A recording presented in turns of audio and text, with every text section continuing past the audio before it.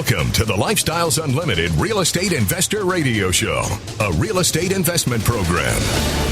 Listen and learn how to use real estate to build wealth and passive income streams for you and your family. We bring you experts every day to discuss and answer your questions on everything from single-family homes all the way up to 600-plus unit apartment complexes. And now, the Lifestyles Unlimited Real Estate Investor Radio Show.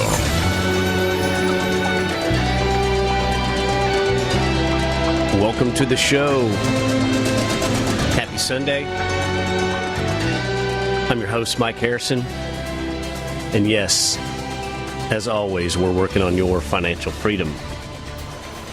Today I've got a bit of an interesting show planned for you, as I want to insert a bit of history into the show, if I can, as I peel this back and take some of those concepts that people have learned throughout history and see what we can learn and see where we can apply them, obviously financially and through the lens of a real estate investor. And those that know me know I'm a huge fan of history. It's actually quite possibly my favorite subject to read about. I'm a firm believer that we can and should learn from history, and it's absolutely true that those who never study history are destined to repeat it. There's no doubt about that. You see it over and over, example after example, and lessons that were learned by societies and civilizations hundreds and thousands of years ago. And there's a bit of history with Lifestyles Unlimited of sorts. If you look at it, Dale founded Lifestyles Unlimited 30 years ago. He essentially created a real estate investing guide, a map to follow. And how did he create that map? Well, he created it based on his historical experiences, right? What worked, what did not work. But he was kind enough to say, I'm going to pass this on to others. And so he created that investing guide, that investing roadmap, again, based on historical experiences. He said, go here, not there. Do this, do not do that. Don't repeat the mistakes I made in the past. And that's a history lesson. In fact, the formula we use will tell you not only what a good real estate investment is, but it'll also tell you what a good real estate investment is not, right? What's a bad deal? And that's the beauty. And because of it, and because we share our experiences as a group, as a mini society within Lifestyles Unlimited as a sorts, we've evolved into great investors. But again, that's all thanks to previous experiences, lessons learned. Those that are willing to share their successes with others, not hoard them and keep their books closed. We just don't do that, and we don't believe in that at Lifestyles Unlimited. We're going to share, and we're going to help others. We're going to open our books. Here's the deal we did. Here's how we did it. Here's the vendors we used. And that's how we evolve. And essentially, we learn from the past and adopt best practices. But my friends, what happens to people who don't evolve, who don't learn from the past, who don't share experiences with others in their group, in their society? Well, I can tell you in business, they lose. In life, in the real world, they get slaughtered, literally and figuratively. Because there's winners throughout history, and it's primarily from people that learn skills that other societies did not learn or did not have access to. Those with the superior skills advanced forward at the expense of those that did not have better knowledge. And you could look at this in the light of historical ages: Bronze Age, Stone Age, Middle Age. Look at, here's one example. Take Alexander the Great, right? Bronze Age. The Greeks were fully involved in the Bronze Age, had it down, understood the technologies, the weaponry, the strategies, the governments, the management system, if you will. And he walked through societies that were still clinging to the Iron Age, right? Built an empire. That's one example.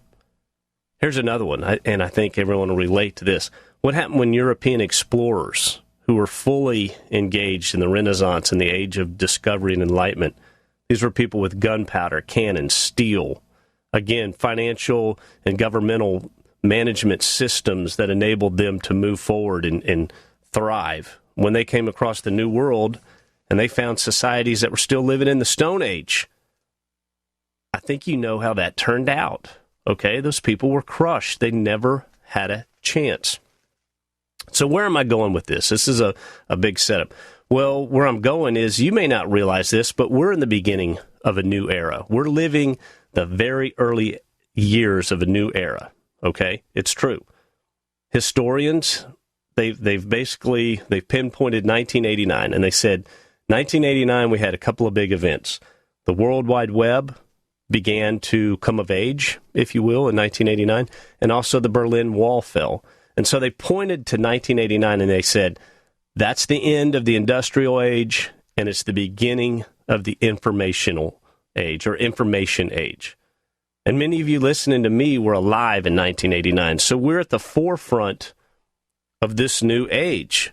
But what did I just tell you? What did we share? I shared that anytime there's a transitional age, there's going to be winners and losers. A new age means new rules, new technology, new ways to adapt, new ways to succeed and thrive. So what works today, or what worked for our parents, doesn't necessarily work today, right? So the pension generation, you've heard me use that term when I talk about my father's age. It was the pension generation. They had pensions. They had job security. You don't have that today.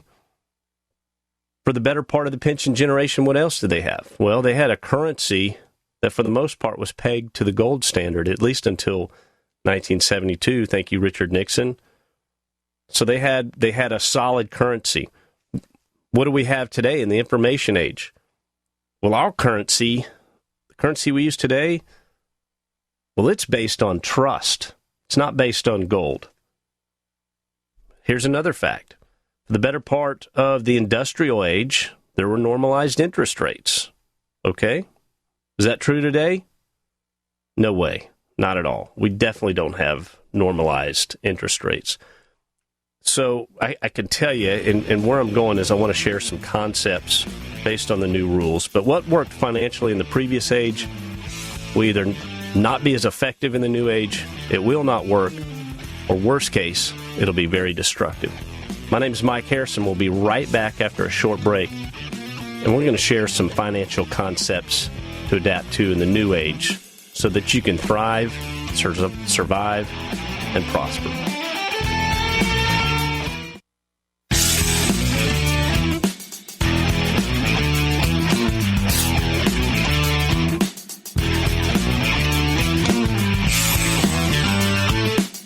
Welcome back to the Lifestyles Unlimited Real Estate Investor Radio Show.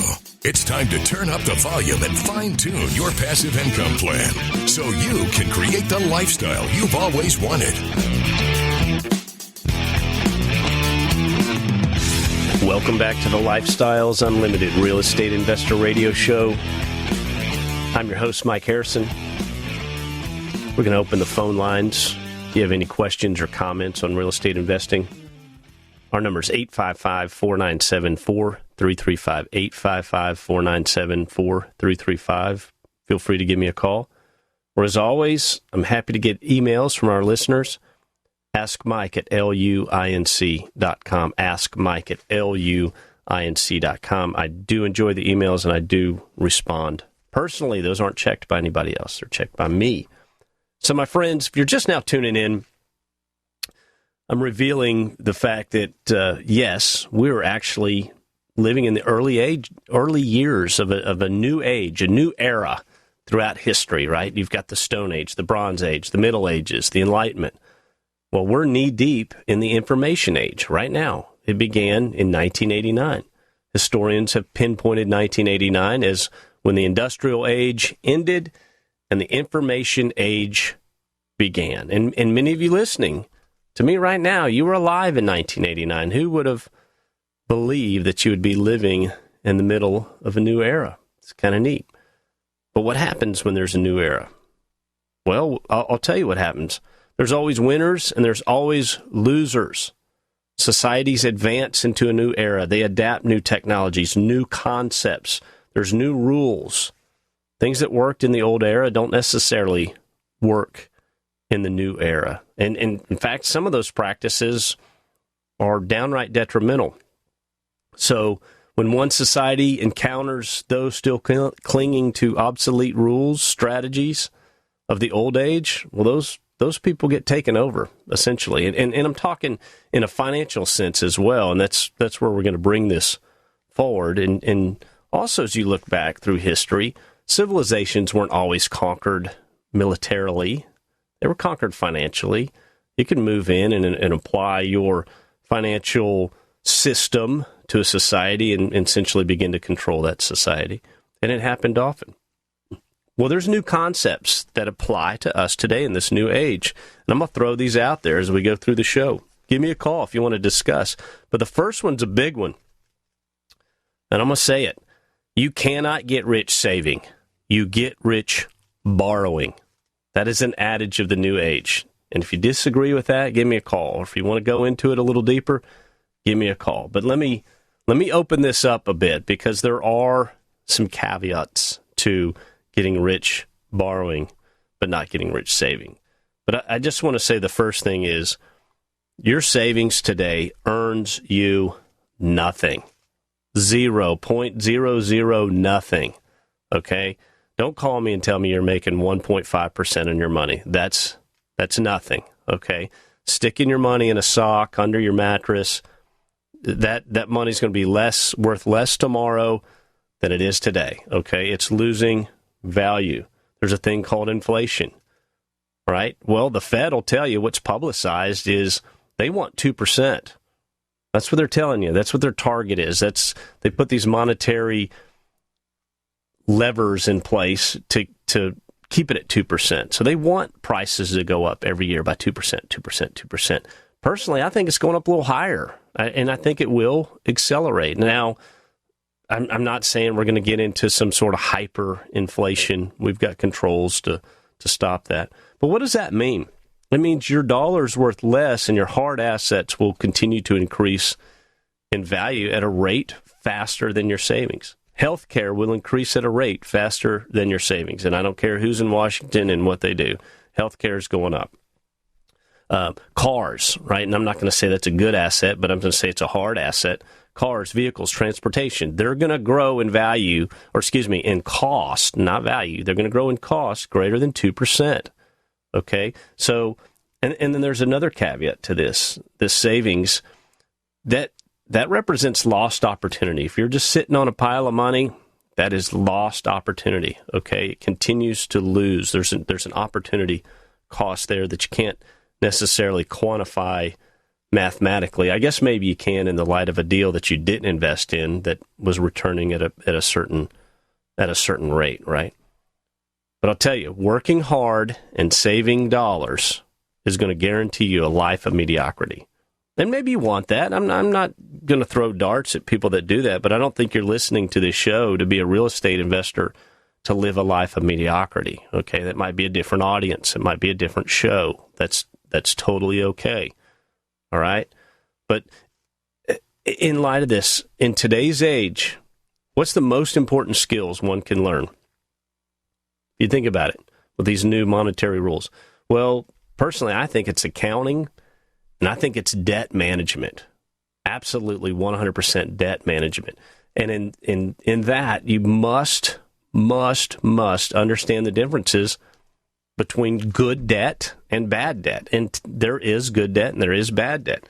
And you have to be able to understand it enough that you can leverage as much good debt as possible. Leverage it. And also, I'm going to tell you this, a good banker is not going to give you that leverage if it's not a good investment. They're watching out as well. So find you a good banker. Find you a friend in that light, because I've seen guys go, Harrison, that's not a good deal. And basically what they're saying is, I'm not a lender on that deal. Well, thank you. I'm glad. Let's go find one that works. I know this concept's disturbing to many of you listening. Your parents, your grandparents, if they're not with you anymore, they're rolling over in their graves. Because if I said, hey, you don't get rich saving, you get rich borrowing, well, they're members of that previous age. They're members of that industrial age, and they would argue.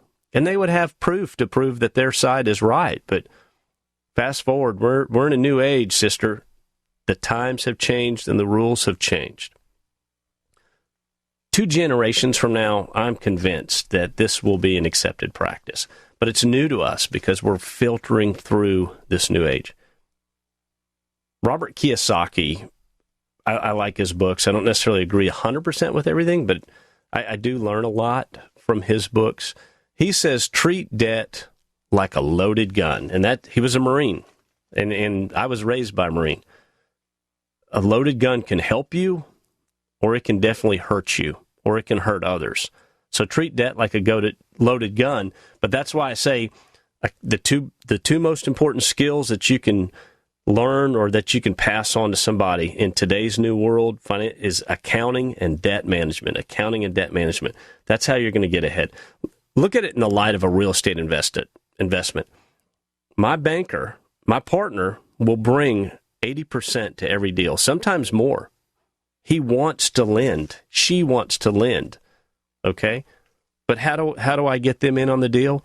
Well, my personal financial statement and my credit report. Those must be in good order. I must be a good partner to them to get 80% in on every deal. Are you kidding me? 80% at 3 to 4% interest? That is free money, my friends. You cannot do that in the stock market.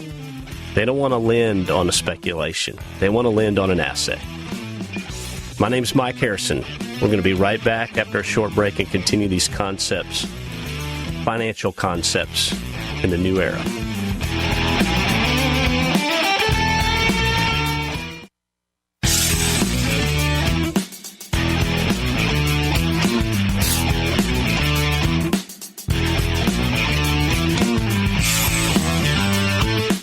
We're back with the Lifestyles Unlimited Real Estate Investor Radio Show. We're here to answer your questions and help you become financially free. Welcome back to the show. I'm your host, Mike Harrison. If you'd like to call our show, our number is 855-497-4335, 855-497-4335. Or as always, please send me an email, askmike@luinc.com. askmike@luinc.com. If you're just now tuning in, I'd like to share, if you ever want to go back and catch the entirety of this show or some of the other shows with our other hosts, Andy Webb and Al Gordon, get a different perspective, and as always, Dale Walmsley, you can find us now on the YouTube channel. Just go to YouTube and type in Lifestyles Unlimited. You can also put your favorite host in there, or you can catch them all just at Lifestyles Unlimited. Or let's say you're traveling, you're in your car, and you don't want to listen to music, and you're burned out on all the politics on AM radio and the back and forth and the banter. We'll put this show on, Expand Your Mind. You can find us on your podcast app, dial it in through your car, drive down the road, and before you know it, you'll get to where you're going. So today, I'm discussing that we are actually in the early years of a brand new age, the information age. And the information age began in 1989, and that's when historians have said, well, 2 major things happened in 1989. The World Wide Web, well, it had been invented some years before, began to be seen as a way to bring information and essentially you can do business, right? So the World Wide Web came online essentially in 89, and the Berlin Wall fell. And so historians peg that as the end of the industrial age and the beginning of the information age. But with any change in eras or ages, there are losers. People get slaughtered, literally, financially, but across the board. People move on, they evolve. Others get passed by. And we're seeing that. Just turn on the TV and tell me that you're not seeing a shift in society right now. You're seeing it, borders, culture, geopolitical relationships, every day on the internet, TV, radio, you can hear it. It's out there, and things are changing. Things are shifting. There's going to be new rules. There are new rules socially to navigate this. But this is a real estate investing show. So I want to get down to the financial aspects of succeeding and prospering in this new age. So my next concept here is people are more interested in appearing rich than they are at becoming rich, okay? And I'm not going to say this is a problem. People enjoy it, but Truth is, people are way more interested in appearing rich than they are at becoming rich. They'd rather finance a lifestyle than finance an asset that will pay them, or they just don't know any better because they're still creatures of the information age, so to speak, right? So I'm not sure when this began. If I had to pinpoint it, I'd say it began in the early 80s as credit for consumer purchases became more accessible. And I'll give you just an example from my life. I remember when, in the early 70s, when my father and my mom got a MasterCard. And I was a little kid, but it was a big deal in the house. Whoa, we got a MasterCard. I mean, it's like, holy cow. And I'm not sure what the line was. I'm sure it wasn't very much, and I'm sure the rules were not as loose as they are today. And then I remember when I was in college, 18 years old, and I'm walking through the MSC there at Texas A&M, and there's table after table after table of people getting you to fill out a credit card application, and they would give you a shirt, right? And you're a poor college kid. You do anything for a shirt. Sure, I'll fill one out. Everybody was getting credit cards. None of us had jobs. It was ridiculous. But they were shaping us mentally. They were telling us it was okay to borrow. And people today still think it's okay to borrow. They're borrowing that lifestyle. They're financing that lifestyle. And they use the excuse, even when they know what they're doing, they'll go, well, I deserve this, okay? I'm going to tell you, this is a new age. Stop financing your lifestyle. Start financing a business that will pay you, preferably a real estate business. And is a single-family home that pays you $400 a month a business? Yes. Is 10 single-family homes that pays you $4,000 a month a business? Yes. Is owning an apartment community a business? Yes. As real estate investors, we get better. We actually become more frugal over time. I've seen it. We're not misers, but we become very sensitive to outgoing expenditures. Why? Because we have a goal that we want to hit in creating passive income. We want to save so we can invest more, borrow more, grow our income. Keep in mind, every deal we do, this is not a get-rich-quick scheme. This is legitimate business practices. We are bringing our own money to the table. Okay, we're not using someone else's money. We're not talking someone out of anything. These are legitimate asset purchases that are set up in such a way that they create positive cash flow. So another concept with people financing this lifestyle and appearing rich rather than being rich, I just looked this up. In the first quarter of 2020, 84.2% of all new vehicles purchased in the United States in the first quarter were financed. 82%. So it's a common belief. Hey, if you're going to get a car, finance it. But car debt is the quickest way not to get rich. Well, and I'm not going to say it's the worst way. College debt may actually be worse, but that's a show we can debate later. But I'm guilty of it. In 2016, I bought a Sierra Denali 1500 series pickup, fully loaded. I still have it. It is a sweet ride. It had every button, I always wanted a Denali pickup, okay? 4-wheel drive. Essentially, I wrote a check for 70% of that purchase, and I financed the other 30% for a sub 1%, and I paid that off in 1 year. But I'm looking back now, and I'm better today than I was yesterday, and I'm going, God, that was stupid. It really was. Even at those terms, it was stupid. And why was it stupid? Because, for one thing, my passive income is not at my goal. It's not where I want it. It needs to be more. It needs to be higher. So I should have bought a used truck, and I should have bought another house. Okay, I could have done that. And looking back, it was a mistake. I just feel it was a mistake. Even at those sub 1% rates, knowing that, I shouldn't have done it because car debt is bad. I should have bought another asset. But I love the truck. Hey, I'm going to drive it till the wheels fall off. Don't get me wrong. I just should have been smarter than I was. So rich people, I get this from Thomas J. Stanley, great book if you want to read it, called Stop Acting Rich. It's fascinating, some of the information that he has in there on who the real millionaires are. Do you know what the two brands of vehicle, and this is just a little tidbit I'll throw out there, the top two brands that millionaires drive, all millionaires, Toyota and Ford. They're not buying BMWs. They're not buying Audis. They're not buying Mercedes. I know that's hard to believe. Now, are there Deca millionaires and glittering millionaires out there that are way up there as far as wealth? Yes, and they're buying BMWs and Porsches and Ferraris, but as the information is broken down, you're talking sub 1% of people out there. But the top two brands driven by millionaires today are Toyota and Ford. Why is that? Multi-millionaires do not try to impress people. They're living their lives and they're finding simple pleasures. If you see an Audi on the road, 90+%, about 94% of those Audis are not driven by millionaires. If you walk in a room and you see a guy with a Rolex, a $1,500 suit, $500 shoes, you know who I'm talking about. You saw him get out of a BMW before he walked in the room. I'm telling you, he might be a millionaire.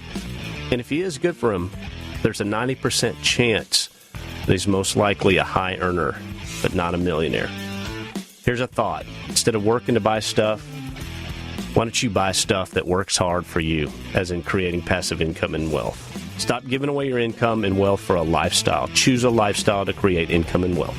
My name is Mike Harrison. We'll be right back after a short break.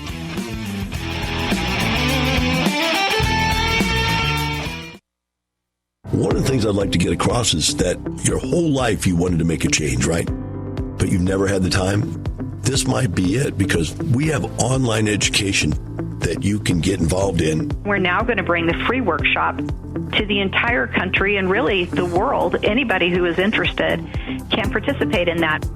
We're going to live stream that free workshop and have people online with you on the live stream, talking with you, answering questions, interacting. You're really going to get a great feel for the Lifestyles community from this.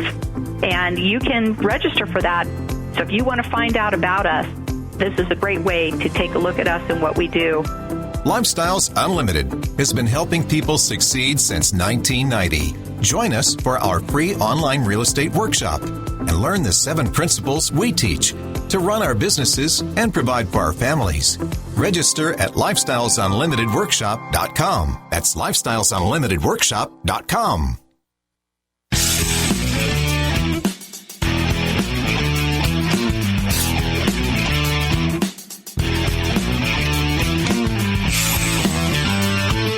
Welcome back to the Lifestyles Unlimited Real Estate Investor Radio Show.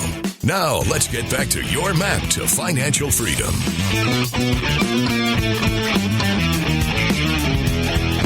Welcome back to the show.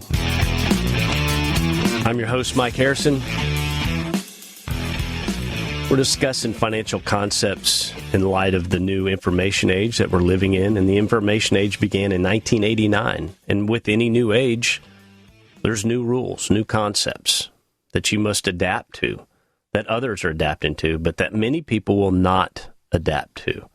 And when they don't adapt, when they don't follow, when they don't move forward, they essentially get overrun. It's happened through history with every age transition. So these concepts I'm throwing out, and I might not get to all of them. The show's really going by quickly.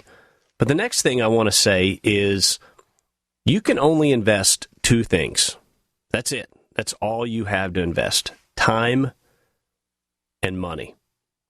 And you actually need to invest both, not spend both. So I'm going to break this out here, and I hope you can follow me. But let's talk about the 401k or the IRA mutual fund investor.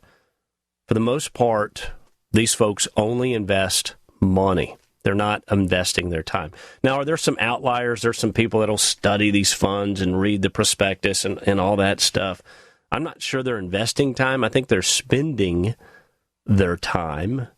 But these people, most people, and I was there, I was one of these, they'll pick their 6 funds, right? Their aggressive growth, their large cap, their small cap, their value. And then they, each month, whatever is taken out of their check, the portion, and it's divided 6 ways, and it goes to all these funds, and then they rebalance at the end of the year. You're not investing your time. You don't know what those guys are doing. You don't know the trades they're making internally. They're not copying you every time they sell stock number 375 within a certain fund and buy stock number 376, or diversify it or move it down or what have you. They're doing that for you. You're trusting them to do it, and they'll give you a 700-page book to tell you why you need to trust them to do that. Most people will tell you they invest their money and not their time because it's convenient, right? How convenient is it just to have money pulled out of your check monthly and go into a blind fund, and then every 3 months you get a statement and you look at it? Okay, again, I was there, and I never understood the concept of investing my time. I thought time was for work and family and play. But that's not investing your time. That's how you spend your time. Okay? Are you picking up what I'm putting down as far as investing your time? Investing your time typically is education. I can assure you from personal experience, the returns on time investment will absolutely leverage your monetary investment. It will. It's like shining or dialing in a magnifying glass in the sun. It will magnify your monetary investment if you invest your time. And that's an effective education. This is the information age, after all, right? Information, education. This is the age where those that have knowledge and information. Let me update that because it changes. Updated and current knowledge and information. Those are the ones that are going to succeed and prosper. Okay, I met a contractor 3 months ago, and I wanted to send him a lead on a project that he can do, but it involved emailing plans and a link to some groups that he needed to get a hold of. But you know what this guy told me? He goes, "I don't do email." He said it just like that. And I'm like, okay, good luck. I'll send it to somebody else. That is an adage of a different era, okay? This is the new era. Dale Walmsley said it like this. He said, not everyone wants to be a millionaire. And I remember I was in the room when he said that, and I'm thinking to myself, are you out of your mind? Everybody wants to be a millionaire. What are you talking about? Of course, that's why we're here. We want to be millionaires. And that's not what he was saying. He was essentially really boiling it down to not everyone wants to pay the price to be a millionaire. There is a price. It means investing time and money effectively, okay? But one without the other. Time without money is ineffective. Money without time. You can do it with time. The time factor, if you've got a ton of time and not a lot of money, that's the 401k. Roll the dice, and maybe by the time you're 70 or 75, you'll be worth several million, and good luck. You can enjoy it at that time. But ours is a little different. We're putting the time and the money, we're magnifying both, and we're maximizing our returns as a result. But yeah, I remember when Dale said not everyone wants to be a millionaire. But in this information age, you're going to need, if you're going to survive, succeed, and prosper, you need to find a way. You got to find a way. Invest both time and money. And speaking of investing your time, you want to see what we do? I encourage you to check out our free workshop, freeworkshoplivestream.com, freeworkshoplivestream.com. You can see how we make money 5 ways on a single-family property and 6 ways on a multifamily community. And this is interactive. Ask questions. Bring a friend. Sit down with a spouse. Tune in, check it out. At least see if it's there for you. And our next one is September 29th. So what is that, Tuesday? And then October 1st. So I believe that's Thursday. So our 2-day. If you want to join Lifestyles Unlimited, become one of our members. Attend our 2-day, 16-hour real estate investing session. Well, we'll teach you everything you need to know. Our model to invest in real estate. That's at financialfreedomlivestream.com. Financialfreedomlivestream.com. So, on today's show, we basically have discussed that there's changes in eras and ages, and there's winners and losers. We know there's 2 major changes from our age versus the previous age. One, our currency is based on trust and not a quantified asset. Okay? We're no longer basing the dollar on a sum of gold. And many of you out there listening are probably thinking that's foreign. Well, that was the case for hundreds of years, okay? Currency was always based on a commodity that retained its value. 1972, Nixon. Why'd he do it? So he can finance the Vietnam War. Thanks, Nixon. Probably not a good move, but I think we're so far beyond it now, I doubt we can go back. Interest rates are very low and will stay that way for some time. Okay? So that's different. That's different than the previous age. And so what happens? As a result, I'm going to say it again, you cannot get rich saving, you get rich borrowing.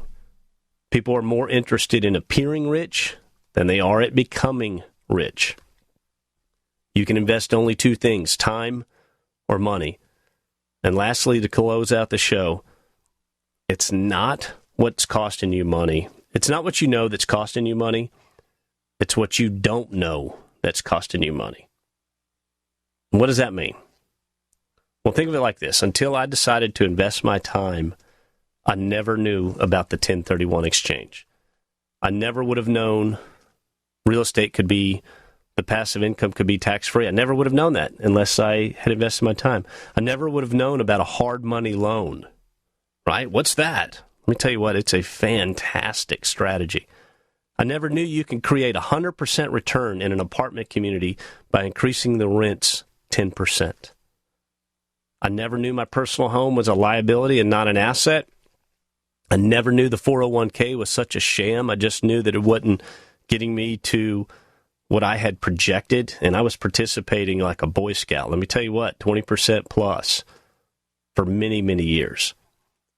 Until I invested my time, I never knew you could make money 5 ways on a single-family home, 6 ways in an apartment community. I never knew my banker would go in for 80%, 80+% sometimes. And I never knew that if I had the right banker, he wouldn't lend if he thought it was a poor deal. Imagine that, my friend. You got a partner that's like, yep, Harrison, that's great. I'm in for 80 points, 80%. So until I invested my time, I never even knew that there was something called passive income. I thought all you had was W-2 income or maybe some kind of return with the stock market. Until I invested my time, I never realized I can take control of my life and retire in such a way that my wealth would grow every year, as opposed to the conventional plan, the opposite. That's where you retire and your wealth decreases every year, and you pray to the good Lord that you don't outlive your money. But you know what the best is? I don't know what I don't know. I still don't know it. I'm still learning. This new age is unfolding.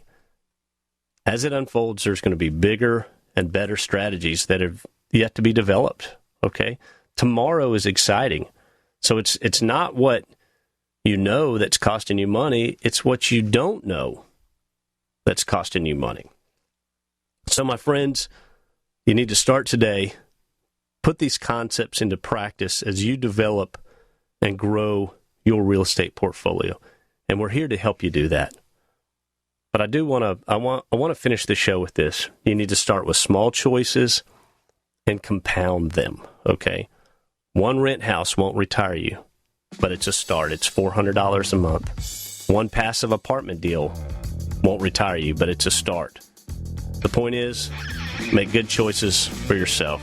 That does it for today's show. My name's Mike Harrison. I'll see you next week on the Lifestyles Unlimited Real Estate Investor Radio Show. I want you to look good, feel good, and do good. And always remember, it's not about the money. It's all about the lifestyle.